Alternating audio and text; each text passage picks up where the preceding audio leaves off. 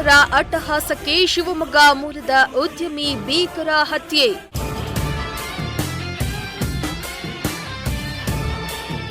Family ಜೊತೆ ಜಾಲಿ trip ಹೋಗಿದ್ದ ಅಪ್ಪನ ದಾರುಣ ಸಾವು. ಜಮ್ಮು ಕಾಶ್ಮೀರದಲ್ಲಿ ಉಗ್ರರ ಅಟ್ಟಹಾಸ ಮಿತಿಮೀರಿದೆ. ಇಷ್ಟು ದಿನ ಶಾಂತವಾಗಿದ್ದ ಉಗ್ರರು ಮತ್ತೆ ಜಮ್ಮುವಿನಲ್ಲಿ ಕ್ರೌರ್ಯತೆಯನ್ನ ಪ್ರದರ್ಶನ ಮಾಡಿದ್ದು ಅಮಾಯಕ ಜೀವಗಳು ಉಸಿರು ನಿಲ್ಲಿಸಿವೆ.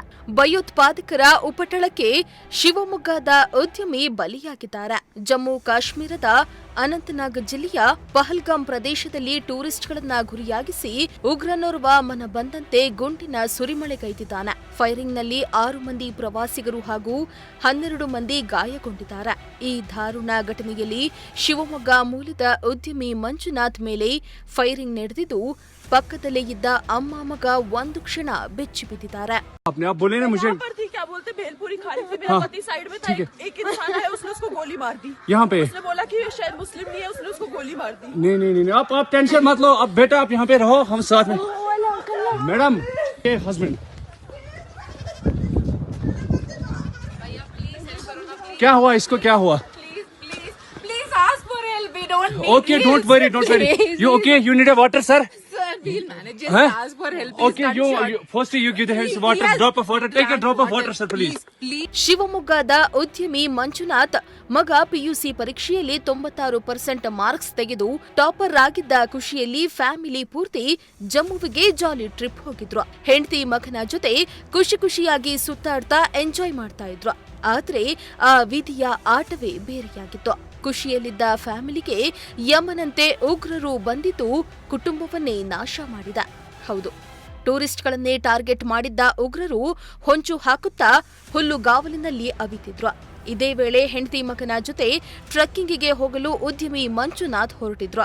ಇನ್ನೇನು ಟ್ರಕ್ಕಿಂಗಿಗೆ ಮುಂದಾಗ್ತಿದ್ದಂತೆ ಉಗ್ರರು ಗುಂಡಿನ ಮಳೆ ಸುರಿಸಿದ್ರು. ಗುಂಡಿನ ದಾಳಿಗೆ ಗಂಡ ನೆಲಕ್ಕೆ ಉರುಳುತ್ತಿದ್ದಂತೆ ಪಕ್ಕದಲ್ಲಿದ್ದ ಹೆಂಡತಿ ಮಗ ದಿಕ್ಕೆ ತೋಚದೆ ಕಂಗಾಲಾದ್ರು. ಮಂಜುನಾಥ್ ರಕ್ತ ಸಿಕ್ತ ದೇಹದ ಮುಂದೆ ಹೆಂಡತಿ ಮಗು ಬಿಕ್ಕಿ ಅಳುವ ದೃಶ್ಯ ಮನ ಕಲುಕುವಂತಿತ್ತು. ಮಗನನ್ನ ಎತ್ತರದ ಸ್ಥಾನದಲ್ಲಿ ನೋಡಬೇಕೆಂದಿದ್ದ ತಂದೆ ಮಂಜುನಾಥ್ ಕನಸು ಒಂದೇ ಕ್ಷಣದಲ್ಲಿ ಕಮರಿ ಹೋಯಿತು.